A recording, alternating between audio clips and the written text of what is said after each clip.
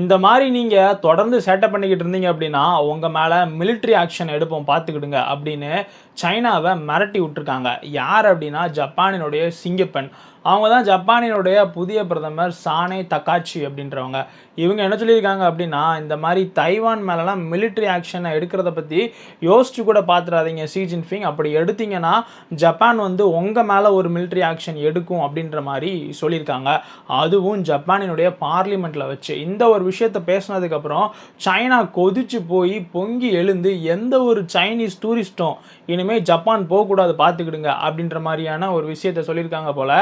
யாரெல்லாம் ஜப்பானுக்கு hotel flight புக்கிங்லாம் பண்ணியிருந்தாங்களோ சைனாலேருந்து அவங்க எல்லாமே கேன்சல் பண்ண ஆரம்பிச்சிட்டாங்க. இந்த இந்தியன்ஸ்லாம் மால்டீவ்ஸ்க்கு போகிறத கேன்சல் பண்ணாங்க பாருங்கள். அதே மாதிரி தான் ஜப்பானை பொறுத்தளவுக்கு டூரிசம் ஒரு பெரிய வருமானம். அதுவும் ஜப்பானுடைய ஒட்டுமொத்த டூரிஸ்ட்டில் 8% சீனர்கள் தான் வராங்களாம். இந்த நிலமையில் இந்த மாதிரியான ஒரு ட்ராவல் பேனை ஜப்பானுக்கு எதிராக சைனா அறிவிச்சிருக்கிறது அப்படின்றது ஜப்பானுடைய பொருளாதாரத்தை கொஞ்சம் ஆட்டி பார்க்கும். ஆனால் சைனாவை மட்டும் தைவானை பிடிக்க விட்டுட்டாங்க அப்படின்னா ஜப்பானுடைய தைவான் பக்கத்தில் இருக்கிற அந்த சின்ன சின்ன தீவுகளையும் சைனா பிடிக்க ஆரம்பிச்சிடும். ஏன்னா தைவானுக்கும் ஜப்பானினுடைய கடைசி தீவுக்கும் வெறும் 100 கிலோமீட்டர் தான் வித்தியாசம். இப்படி இருக்கும்போது அது ஜப்பானினுடைய நேஷனல் செக்யூரிட்டிக்கே ப்ராப்ளம். அதையும் தாண்டி ட்ரம்ப்பும் ஜப்பானுக்கு கீ கொடுக்காரு அப்படின்ற மாதிரியும் சொல்லலாம். ஓஹோ தமிழ் சேனலை சப்ஸ்கிரைப் பண்ணாமல் பார்க்குறவங்க சப்ஸ்கிரைப் பண்ணிக்கிடுங்க. ஜெய் ஹிந்த். ஓஹோ அப்படியா? ஆமாடே.